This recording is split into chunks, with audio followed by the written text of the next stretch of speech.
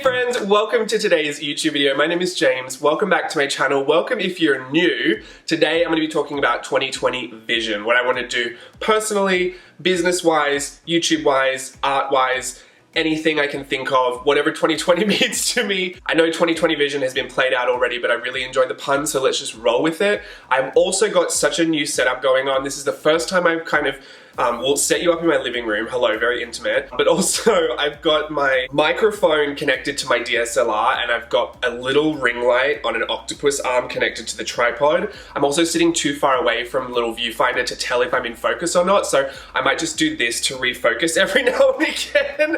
Honestly, I brought out an old creator box just to make sure like maybe this would pick up on the focus. I don't even know. It's gonna be what it is. If I'm blurry the whole time, welcome to my life for the past 7 days. It's been hectic, but I can't wait to tell you why and kind of what's going on in 2020. If this is not a video that you're kind of interested in, like you really don't care what's happening, this is going to be really, really long, but I will try and overlay footage, aesthetically pleasing footage, just so you don't have to look at my wannabe lumberjack Luke the whole time, but I feel like I am really rocking it, so. First of all, let me get out my planner because this is where I wrote all my nuggets. Oh! Dropped the Visconti. This is not a story about pens, but one of the funniest things that I saw is that this top comes off, it's magnetized, and you can put little gems in there, and I legit want just like a ruby or something really subtle. I don't know. Although I already feel nervous carrying that pen around, so it's, yeah, never gonna happen. I'll just keep the regular little magnet thing on top. All right, so I've got a whole list of notes here. Bear with me as I go through it. Like I said, I'll try and put some overlay footage everywhere so you don't just have to suffer through this. Well, it's not really suffering. I just kind of want to chat. I want to chat about what happened in 2019, what I was happy with, what I was kind of unhappy with. I want to tell you what my plans are for 2020, just because I feel like transparency is always a good thing. I know that a lot of people have been around for a few years now, and I've been very fly by the seat of my pants, which is not bad. I think in business, you're always told to be very adaptable and be flexible. Ironically, I'm not very flexible, but I am kind of adaptable to whatever the path is like wherever the path is going, I think. If you've been around for long enough, you kind of know that whatever door opens, I just kind of like boldly walk through it, whether I think it's a great idea or not. But it's kind of gotten to the point where things have had enough success in some areas and have also not had enough success in other areas for me to work out a more sustainable business plan so that business can stay business, art and passion can stay my passion, and one can sustain the other without becoming like a massive problem. I know this is kind of not a topic that a lot of people really enjoy hearing about because it really doesn't relate to anyone unless you're working in the creative, like content creation kind of space, but some people do like to hear it, and some people like to hear a bit more candid thoughts about it. I usually keep them to myself because I've got a big mouth and I'll run it, but I'm also looking to get into more candor for 2020. I know we visited it in 2019, but I think we're really going to step into it in 2020. We'll see.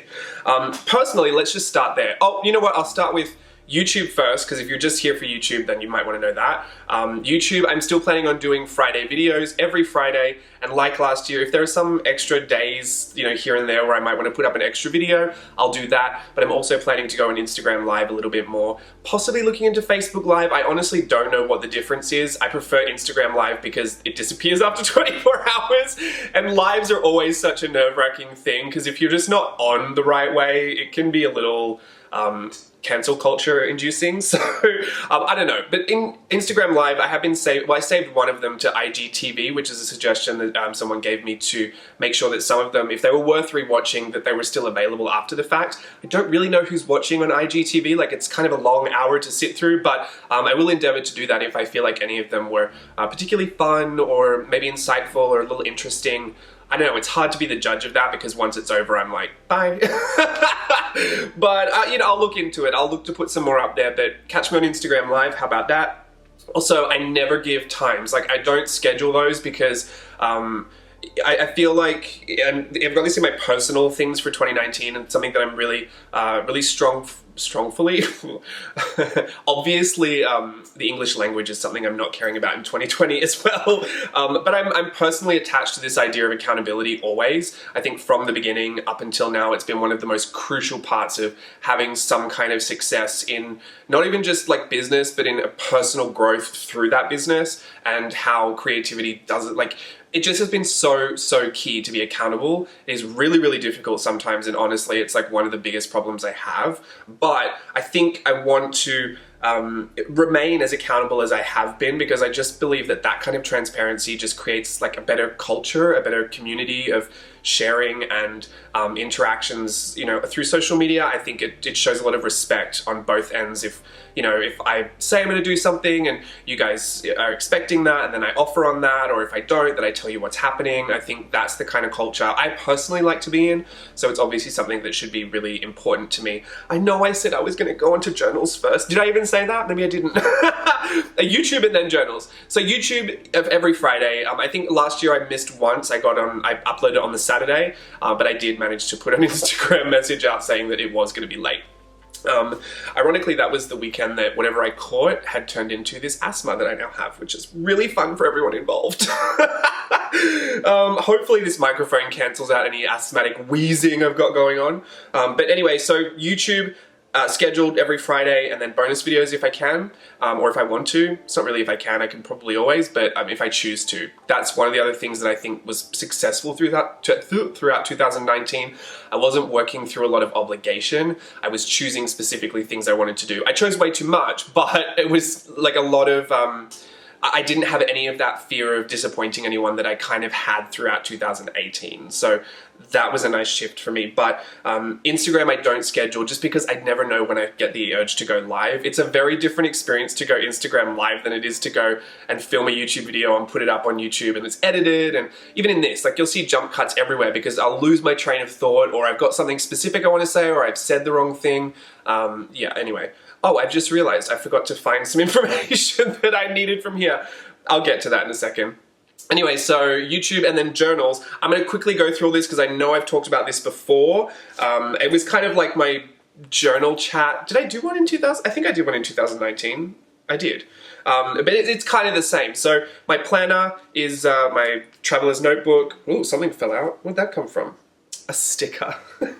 It's a traveler's notebook. It's the Narita Airport edition from Japan. I got this in 2017. It's nicely battered and beaten up right now. It's got a lot of embroidered patches, just adhesive embroidered patches from my travels and my journeys, and lots of fun things. I've got little charms on there. I've got a pen holder, and inside I just have the traveler's notebook free weekly. I also have a Midori with Traveler's Company, Traveler's Factory. Why are they called so many things? And Tomoe River paper, little insert. That's my scratch pad. I kind of use that just to jot down things that I need, like the notes for this video. And then I also sometimes change them out for my illustrated inserts. Sometimes I'll put these in here and do my planning on those, just if I feel a little more artistic during a certain week. Usually that is strictly dependent upon time and how much I don't have, but I think time management I got a little better at last year. Part A. I don't know, maybe I didn't. I don't know, we'll get to my notes and we'll see how I really feel about it. But journals, I just wanted to quickly go through them just in case you are curioso, and I'll flash up some footage just so you can see some of the Gorgina pages inside that I'm really proud of, I'm really happy with. It honestly still shocks me that, like, I started art journaling in 2015. I know I've always kind of drawn or painted or done some kind of version of something creative my whole life, but specifically known about art journaling and been a part of the community for, this will be my 5th year, and just to see what it has become and how it's shaped how I think about things and feel about things, and how I'm so much more clued in now to like obtaining really precious memories just for the pure fact that I'd enjoy documenting them. It's like really improved my quality of life. I don't know, go figure. But this is probably the smallest one. This is my pocket journal. I've been doing, like, it's almost like a little scrapbook in here. It's teeny tiny, like, love this, love that for me.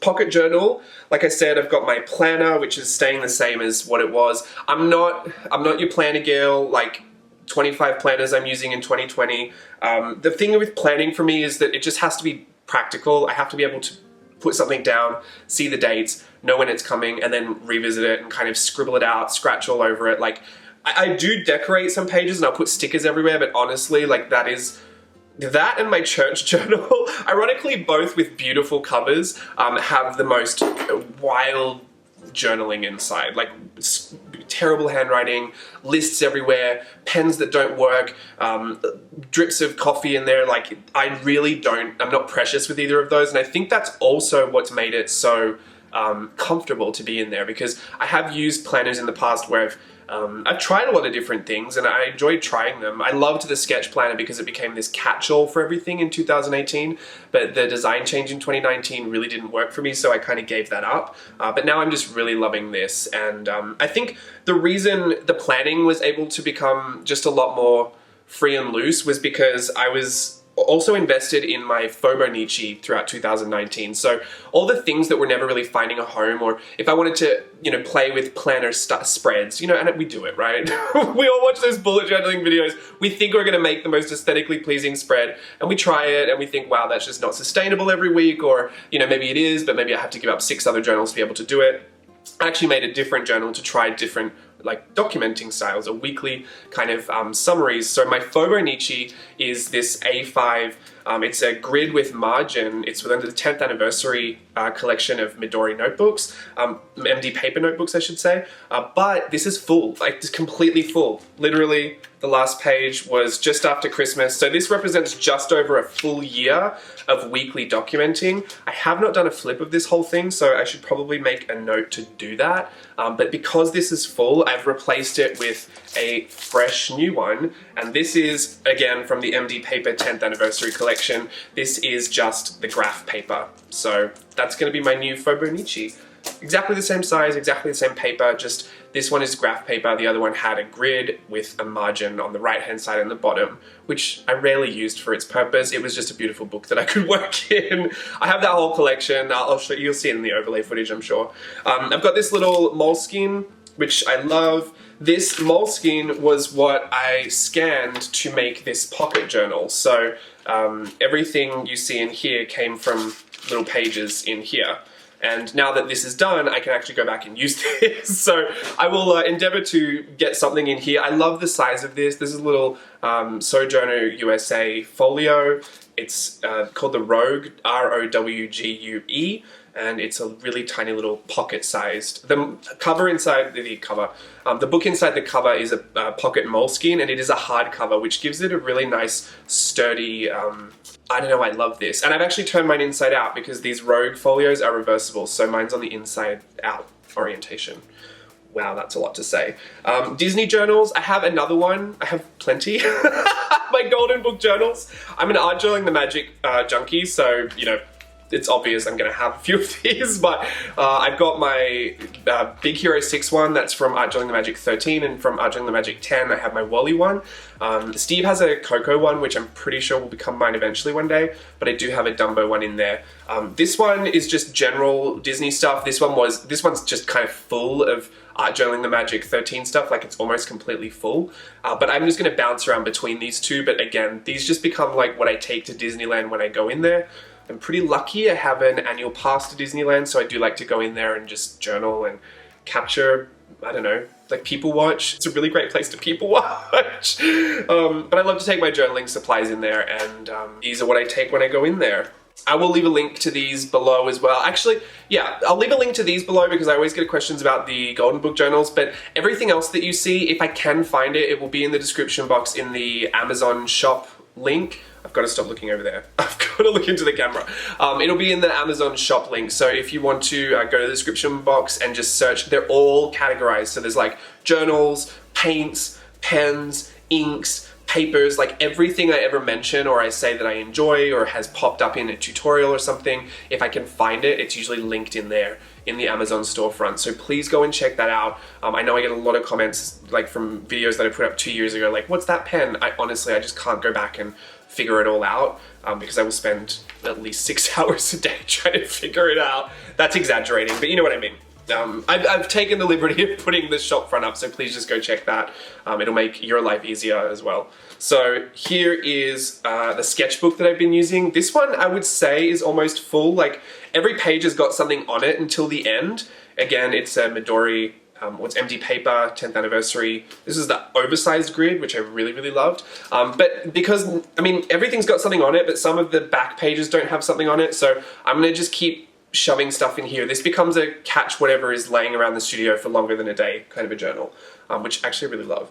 But once that is full, I will choose another one of the I will choose another one as my sketchbook. I think I already have the other one chosen as my sketchbook, so that'll be that.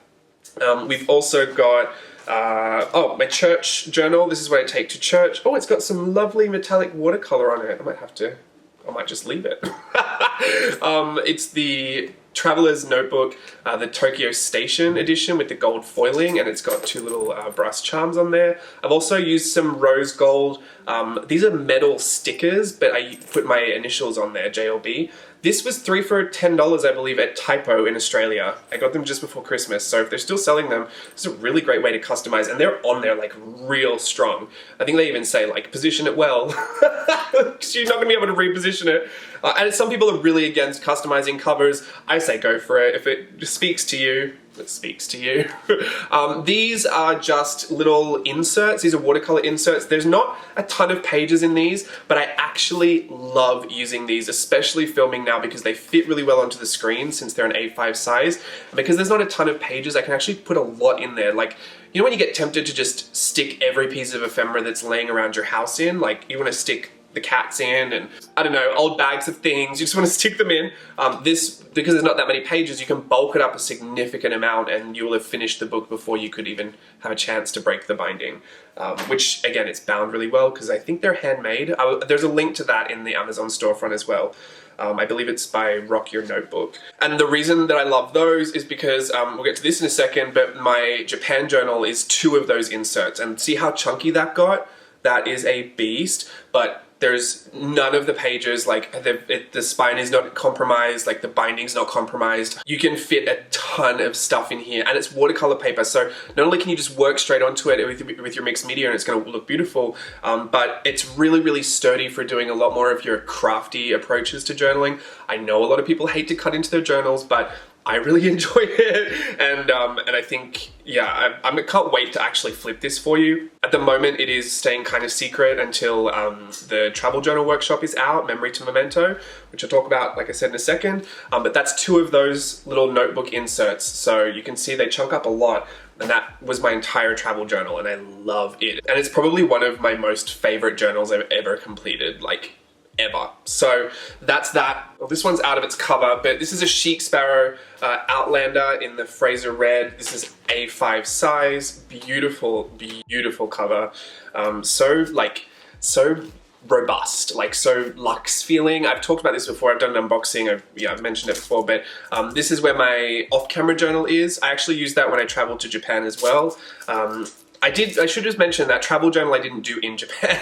I know because there's not much of the information out for the course yet, that people are still kind of confused where I did it and how I did it. I took a journal to Japan to capture everything, and then when I came back, I made the memento, like the ultimate souvenir of the trip, which was the travel journal. So that was all done back here in the States. I didn't take those with me on the trip. I actually took one of these notebooks, just a regular one, but that's for the course. You don't need to know about that. All that to say is I took one of these notebooks in this cover to Japan.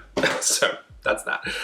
But this is my off-camera journal. This is something I started in 2018. It's not finished, and there's no rush to finish anything really, but I just love that it's still around, because I do sometimes, very rarely throughout 2019 actually, which I think is a really good sign, I do sometimes need to schedule camera off time, and taking this off-camera journal or something else, it's actually just become kind of anything now, but I really got into the habit of scheduling time off camera. At first, it was so that I could work in this, and the more I loved this, the more I wanted to just be in there, and I knew I was never allowed to turn the camera on it while I was working. I accidentally did it once, but I never put the footage anywhere, and it was during a studio vlog, like it wasn't actually, it was just cameras on in the background. So I was like, oh no, I've ruined it. But no one saw that footage, and it stayed just for me. I think that was the key to the success of setting up that pattern of behavior. Like, a lot of behavioral patterns and kind of like discipline when you're self-employed becomes really, really difficult to manage, because you're you 90% of the time. But you know, how do you rein yourself in like that? It's enough to say that, like, you know, we're in New Year, right? New Year's resolutions. How do you get down on yourself if you really don't do them? I know people feel bad, and like, honestly, I don't set any, because like, whatever. I don't care if it's January or July. I'm gonna try and do something, whatever I want to do. But if it's a New Year's resolution and you kind of like it doesn't work out, people go on. You know, they go on through February and they just keep going about their lives. They wait until next January and start again. But if it's your job to rein yourself in and actually keep yourself accountable for a lot of that stuff, it's really, really difficult. Like, I didn't realize how difficult it was to be self-employed, obviously, until I was self-employed. I had a very luxe life of just dancing around the world for so long that I never realized what a struggle it was to, you know, even the small things like making sure you do what you intend to do. Like, that is a terrible task to give someone who has been so, like, just relaxed through their whole life of working. And I believe me, I know what a blessing that was. I have been nothing but grateful my entire life for all of those opportunities dancing. But yeah, it was a real big culture shock to my life to have to suddenly manage myself. And I'm very stubborn, so it went completely the opposite way. I think I've watched a lot now and I've researched. I love to watch people, and YouTube's a great place because people put themselves on there for free to watch.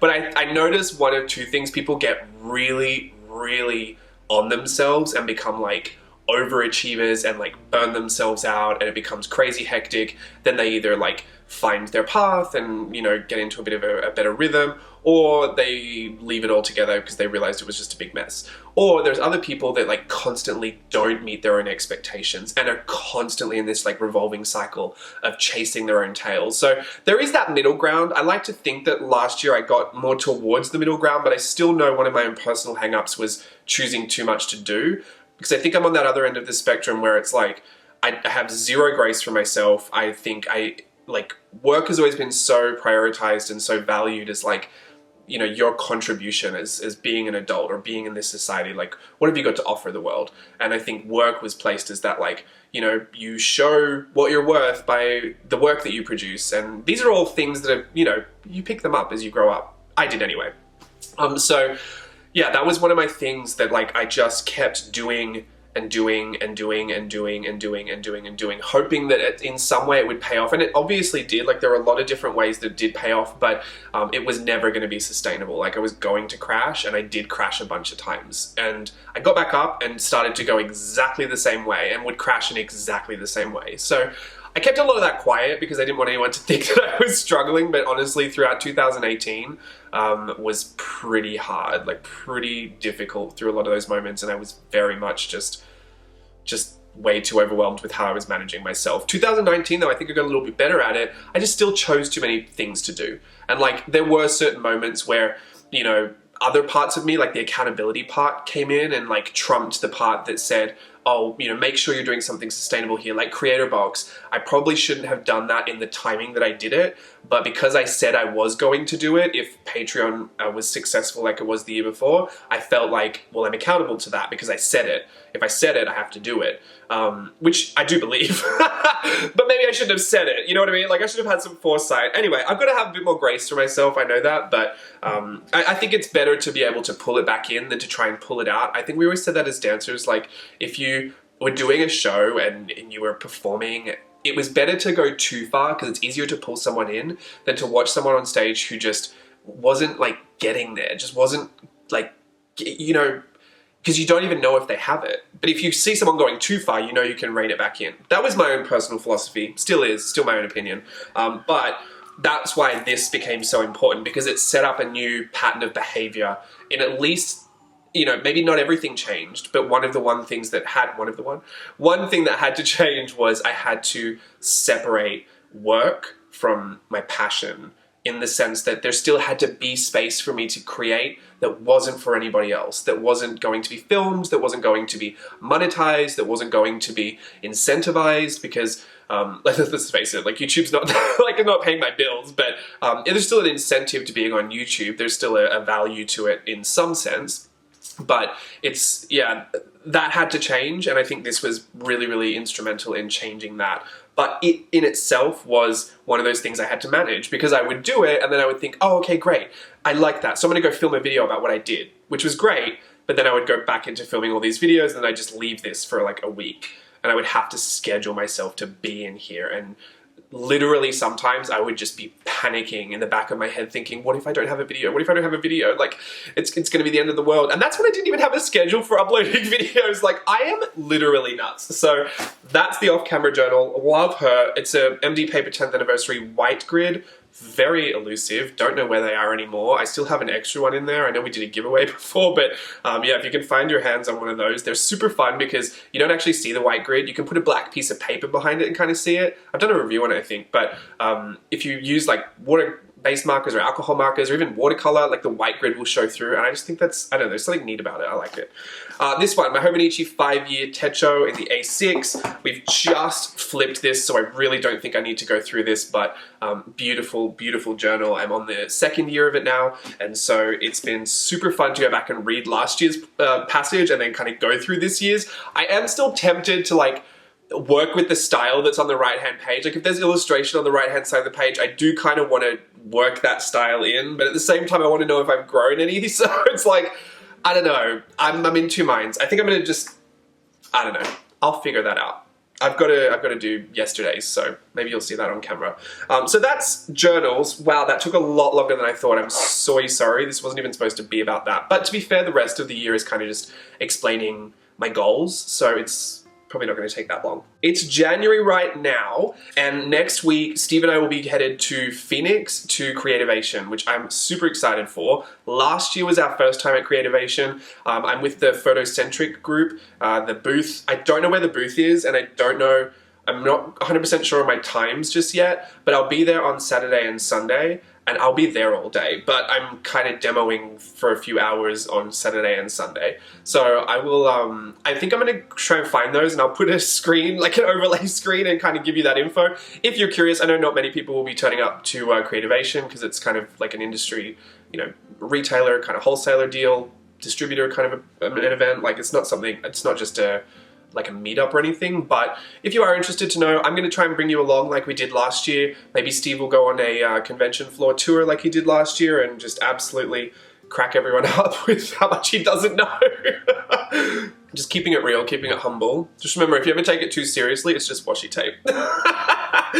Truly, we could get like really, I mean, I actually understand the other side where things are kind of, you know, difficult and important to look at, but really, sometimes you just have to say it's just washi tape. So anyway, Creativation, that's what we'll be over the weekend. I can't wait. I'm just gonna go and have a blast. We'll see what happens. I'll be stamping and demoing and walking and talking, and yeah, let's just go and have a great time there. January also is the month for Memory to Memento, my travel journal workshop that I just mentioned with the Japan journals that I just showed. I have every intention of getting that finished by the end of the month. I have the completed journal. I have pretty much everything mapped out and ready, and there's lots of little bits and pieces that just all need to be like pulled together into the same bundle of information. So keep an eye out for that, because that is something I really do need to put up at the start of this year, only because I have a pretty solid idea of what I want to do for the rest of the year, and I know that if I don't get this done first, like what happened last year, I will reprioritize and it will get pushed back again. So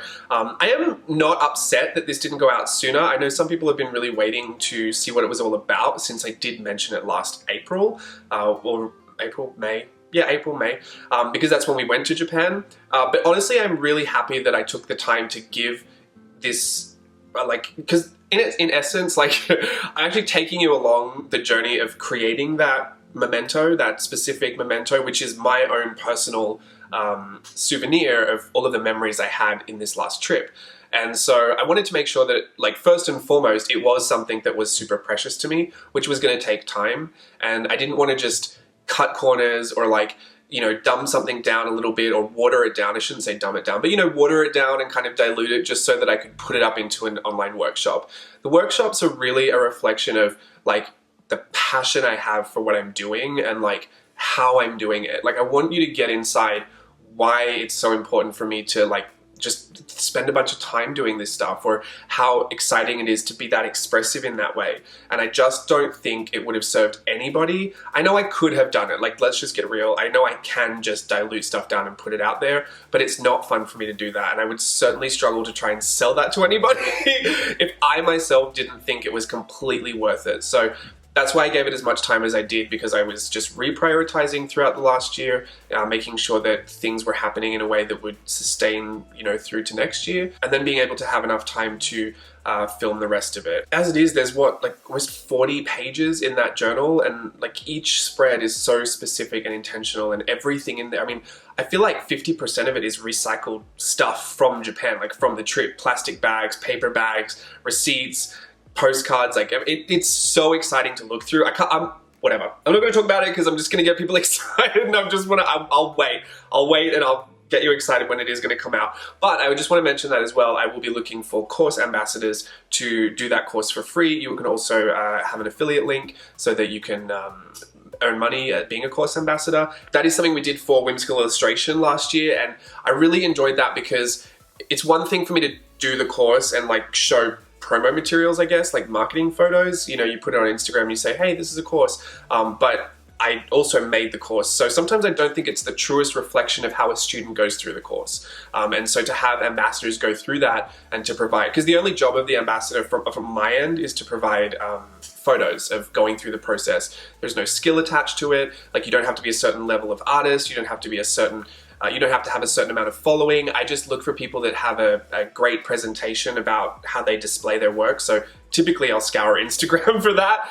That's why I always encourage you to tag me in things and make sure I can see it, because I do look through Instagram for those opportunities. And the ambassadors just have to provide me with a bunch of photos that I can use to say, hey, this is how students actually go through the course. So that people aren't just seeing what I've done, because I just feel like it's not truly representative of what you would get as a student. It is what's there, it's what's in the course, but sometimes you do want to see how did people end up, faring once they got through the course. And Whimsical Illustration in itself was so huge. This is completely different because it's travel journaling, and the lessons are a lot more condensed and a lot easier to follow. Whimsical Illustration was everything I know in the back of my head about that subject. So that was a big one, but I still think it was really important to show what it was like to be a student of the course, and that was just the most logical way I could think to do it. Also, the program I run that through, Teachable, also has an option to set up affiliate links. So it meant that all of the ambassadors could actually earn money on that,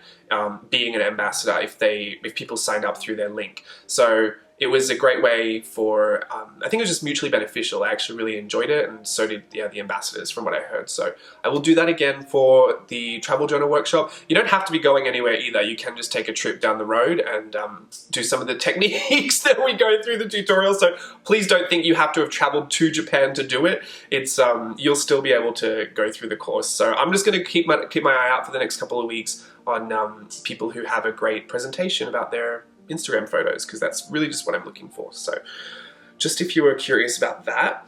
And towards the end of January, if I should get time, but possibly the start of February, this is what I was kind of alluding to, what I've been talking about, but I've not really been saying. 2020, I'm restructuring how I do products for Etsy, just for my brand in general. I have always just kind of produced things that I wanted to use or I've been having a lot of fun with, which has not been a problem, and I've had a great time doing that. I think it's been successful. Shockingly, it's been successful because there was never really a push to sell anything. It was always just, if I loved it, I would take some of my savings, I'd create it, and then I'd put it out for purchase. It has been really difficult to keep a constant flow of products just because it's never been my main goal to start and run a shop from in my house. Let's be real.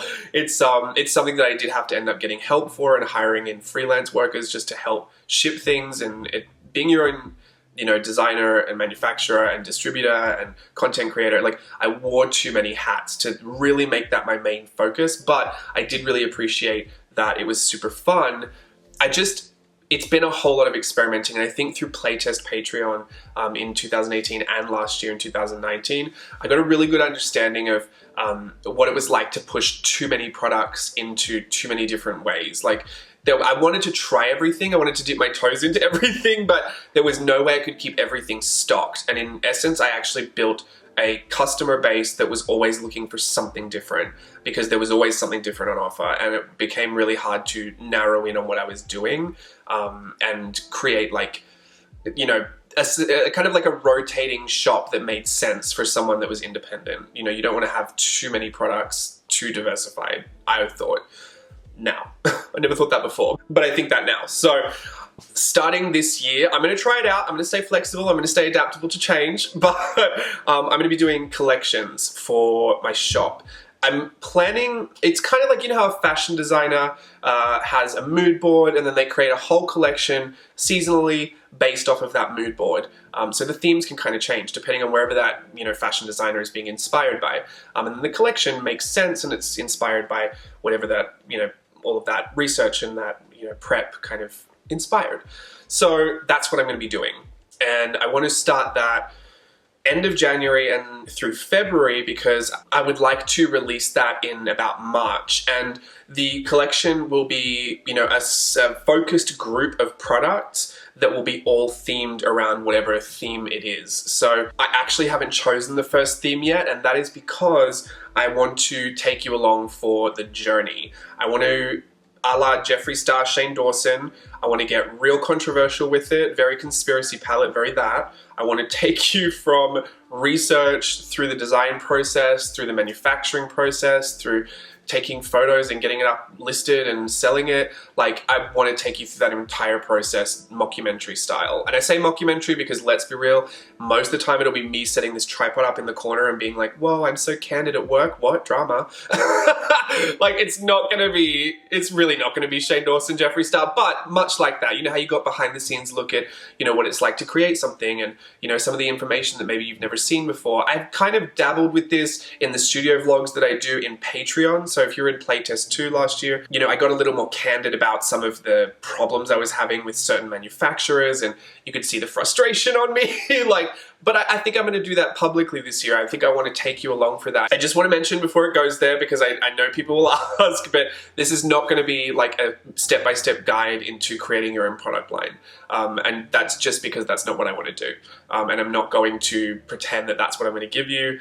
It's not my focus. There are people out there that will teach you how to create products from your stuff and be willing to share their resources with you. I personally do that more on a one-to-one basis, and especially after Creator Box, now decide to do that through my own network of manufacturers and distribution. So I just have to put that out there in case you're getting your hopes up. I don't want to mislead you. This is just let's just call it a 5-part series. That'll take you along the emotional journey. It'll be very emotional, very traumatic, very concerning for all involved. I'm planning a lot of drama. If you're planning on having a lot of drama with me, please keep it around February, March area so that it makes the cut. I'm thinking this could be really huge for us all. No, I just want to show you what goes into it, because a lot of the time it's quite interesting, and it goes really quick in some parts, and it's like really labored and slow in some parts. And so sometimes I just think, like, if people knew that this is what I was doing right now, they'd just be laughing, or they'd think this was so ridiculous. But I want to try and capture some of that. So I'm going to do my best. I've never done anything like this before. Steve said he's going to help me, but we all know that Steve loves to work 24/7, so I don't know if he will be around. I'm just going to trust that this tripod is going to work out for me, and we're going to go on a beautiful adventure together. So that is how I'm going to do products. And I know that some people are waiting on older products to come back into stock. I will just say a lot of the old products will not be restocked. That's just what I'm going to say. I think that'll keep everyone safe. If we're going to talk about it in terms of fashion design, these collections, here's what I want to do. I want to take what I did love about the old designs, because there are a few that I just don't want to give up. Like, I'm not going to get rid of the concept stamp set. I love playing with those. I don't really want to get rid of doll parts. I don't really want to get rid of, like, face base. I mean, I might tweak some of them. I might change some things, but I'm going to rebrand those as the staples of the brand. So they're kind of your basic set. They're your ready-to-wear collection. They'll kind of just be available, you know, the undercurrent, you know, they're the base stuff. But the collections that I do throughout the year, they're the couture collections. They're the ones that are like super special, that are, you know, seasonal, and once they're out, and then the next season they might be out of season, or you might just be waiting for that trend to come around again. So I'm going to do it that way. I'm never married to anything, because I just never know what's going to work and what's not going to. But I believe in the direction of this. I think that at the very least, keeping myself focused on an idea and a theme is going to provide a bit more of a nice framework to work within as far as products go, and, you know, selling things in the store. I think collections will be a really great way to key in on the design process and really flex on some skills that I haven't used really in the past. I mean, I've done a lot of product designing, but to create a collection is very different. You know, to have some kind of through line, to have cohesion, to make sure that style is, you know, the style that shows up in the washi tape shows up in the stamp set. You know, it's very different to try and capture that in different mediums and different products. So I think that's going to be really, really fun. I already have some really exciting ideas, especially around October. So we'll get to that in a second. But those are collections, and that honestly is going to be part of the focus of my year. I want to see how that goes. I have 3 collections planned for this year. I have rough ideas about the themes I want to go with, but I'm not married to any of them, so we'll just see. I'm going to keep all of that for the documentary series, and I'll let you in on those secrets when those air on YouTube. I will just give you one hint though. It's not like I'm doing a Christmas collection. They're very specific. Maybe a little random, but very like... What's this? Is this a word? Is there a word for what I'm doing? Very orange squeezing upside down. No, I don't know what I want to say. I just don't want you to think like, oh, it's Christmas, so he's just going to give us all the Christmas things he's ever drawn in a stamp set. You know, whilst that might be the easier thing to do, I'm going to be very specific and intentional about it. So just for example, maybe this is something I'm thinking about, maybe it's not. But if I did like, you know, Whimsy Ween, but I wanted to do it with Daisy, the Inktober character from 2018, I could do Daisy Ween. And so all of the products would have that twist to it. And obviously very, you know, branded to that and what that is. I wouldn't just do Halloween and be like, oh, here's a spider web, and here's a spider stamp, and here's, you know, a ghost stencil. Like, it would all be very specifically Daisy and Whimsy Ween. So like the softer whimsical parts of Halloween with the character design or the character elements of how she's ever changing and, you know, stuff like that. I want to be very intentional about it. I think we can just go really deep with it. But also I think it's just going to be a really interesting process to watch. And with each collection, I do intend on releasing a mini workshop online to go with it. It's not something you have to do, and they're not going to be geared towards, oh, here's the workshop for all the products I put out. In fact, I want it to be very separate from that. I don't want you to think you have to buy the products to do the workshop. I don't want you to think that you have to do the workshop to understand the products. 2 very separate things, but I want the workshop because I want to be able to take everything I experienced in creating the collection and actually dive into it with you on a super creative, hands-on level. I know a lot of documentary can just be like, watch it happen, but I think that would be a really great way to get everyone involved in a process that you might have just watched over like 5 or 6 weeks to come together. So that's my plan for that. I know we've been going for so long, but I'm almost at the end. I'm literally at April. Let me just say April through May to June, collection 2. June and July I have slated for Patreon. You know I'm always back and forth with Patreon, right? I love it, but it's a big commitment, and I think time has shown that typically when you commit to Patreon, it's going to be a lot. And it is really hard to keep up if you're not super scheduled and super on it. You will inevitably let something kind of fall by the wayside because it's a full-time commitment to running a Patreon, especially in the space that we run it. I know there are Patreons that run in a very relaxed capacity where it's like, oh, if you put the video up, it's fine, and if you don't, like, whatever, and here's some money. Like, my Patreon never run like that. That was never my reality. It was an experience. It was just a blast of everything I could throw at you as quickly as I could throw at you, and then it was over before you knew it, and then we had the addition of the mailers, and then it became international mailers, and it's a full-on experience. And whilst I do love that and the excitement of that, I don't want to ink it into my schedule just yet because I might change the dates. It may be 1 month, it may be 2 or 3 months without mailers. I'm not quite sure, especially with this new collections coming in. I'm not quite sure if I want to tie one of those collections to Patreon only. I can feel you guys rolling your eyes at me. Stop it. I don't know. I want my options, please. This is America, I can have all the options I want. Have you ever been down a cereal aisle here? Alright, so June, July, we've got Patreon pencil in Patreon. August would be, again, working on collection 3. So I know these collections all look like they're running into each other, but again, there's about a month of like manufacturing time. So, you know, once all the designs are sent off, I can't just stop working for a month and see what happens. I also have this very loosely penciled in because I know that one collection could take longer. I might cancel one collection and make it, happy mailers instead. That's the kind of stuff that I'm thinking about being flexible on. And, June, July, The first year we did July, August, September for Patreon. The second year we did August, September. I don't want to be doing it in September this year because I have plans for October. So that's why I want to move it forward. It'll still be the summer here or the winter in the other hemisphere, but just pushing it forward a little bit because that gap between Patreon ending and the Whimsyween and Inktober starting is just way too short. It's like one day and it's frantic. Like, ask Steve. September I have slated for that launch of that third collection, and then I've also got it penciled in here to start organizing the creator box. Now that's also tentative. I really loved doing it last year and I still love what that represents, but it was risky and I don't know. That's why I'm saying it's penciled in, because if it's going to be as risky as it was last year, it will obviously just depend on how well I've done during the year, if I could do that again. Because you are kind of taking on, if you've seen what it is, this is the creator box here. I've literally got like a couple left. We shipped out hundreds of them all across the world. So many people have been so complimentary of all the work that went into that box, for all the designers, for Brie, for Job, for Ali, for Adele.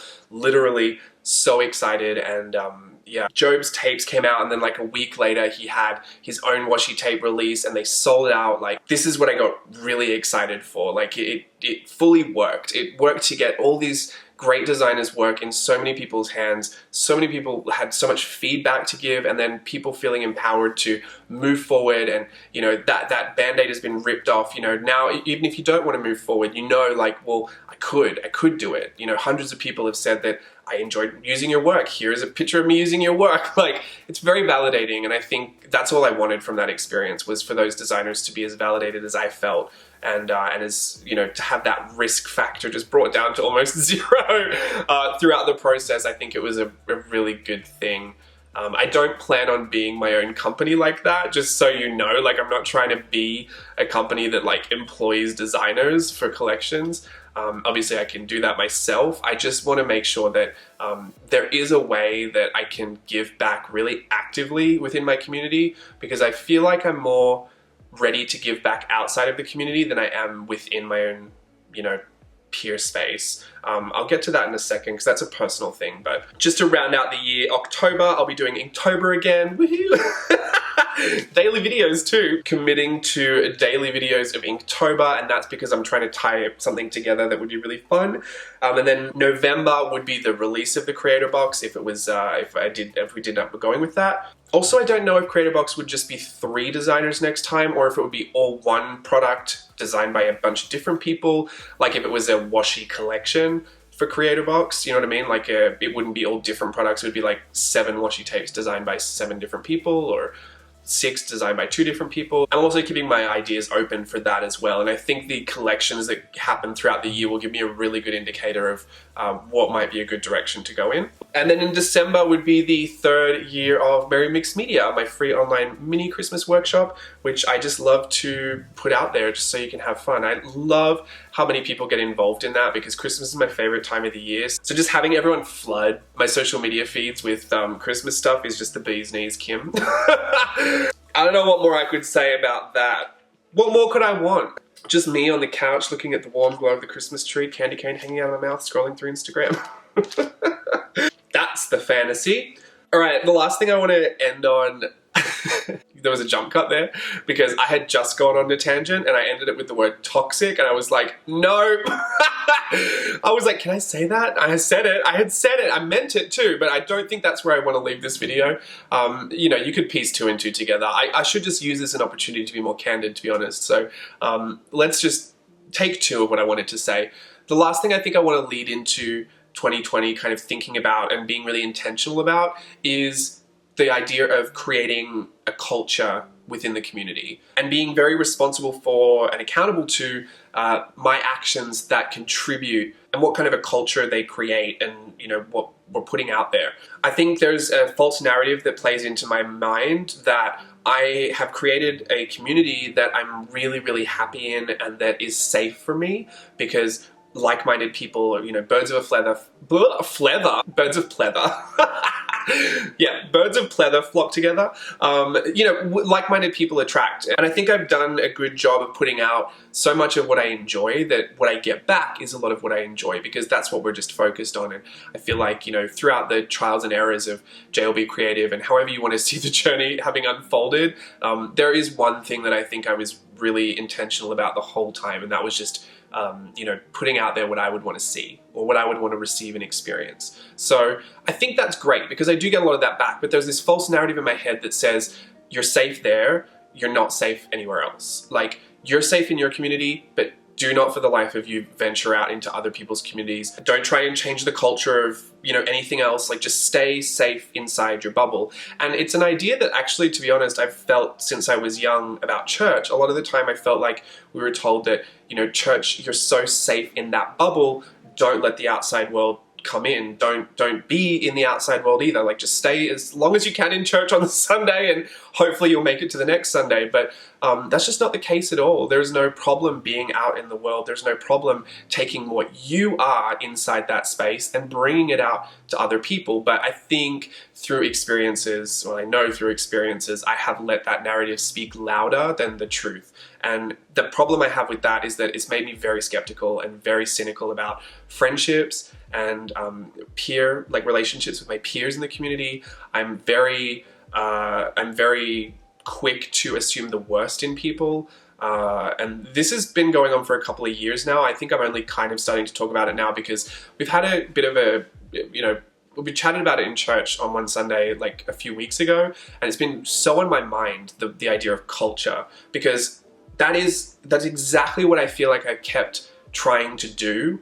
I feel like I keep coming up against this culture that has been established for so long that I keep trying to just like impart a bit of something else on it, and it just seems to be rejected all the time. Like, if I say, you know, please print out this picture that I put on the Facebook group and, like, you know, color it in and, you know, scan it and do whatever you want with it, cut it up, play with it, put it in your journal, like, make a birthday card out of it. If I say all those things, but then it just, you know, 2 steps to the left, someone else is saying, don't do that, it's really hard to know who's in the right there, because I can't just say, since someone else's angel policy isn't in terms with my, you know, fair use policy, that they're not, like, one is better than the other. I just have to accept that people are different.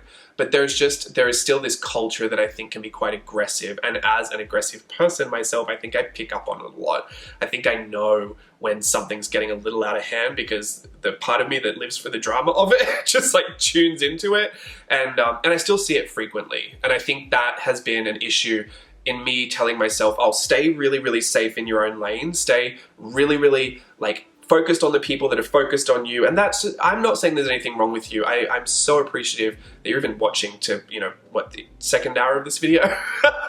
But I don't want to believe that, like, everyone else is out to get me, or everyone, like, I don't want to be paranoid. I don't want to think that just because someone's nice to me that they're gonna ruin me in the end. Like, let's just say, I know some of you are rolling your eyes right now because I'm avoiding talking about any of the obvious, but I do want to talk about one certain instance because I believe it relates to culture. And this is something that I think, with all due respect to the situation, I'm going to try and be as unbiased as I can be.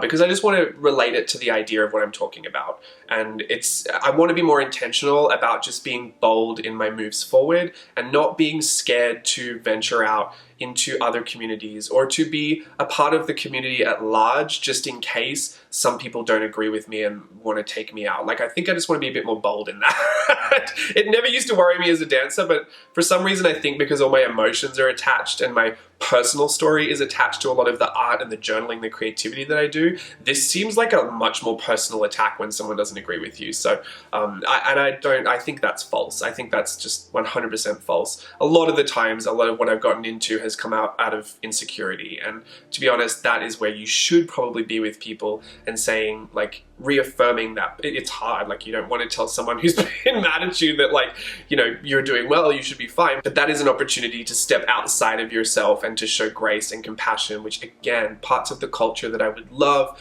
to be the recipient of should I ever need that. So I'm going to just give you a really quick example.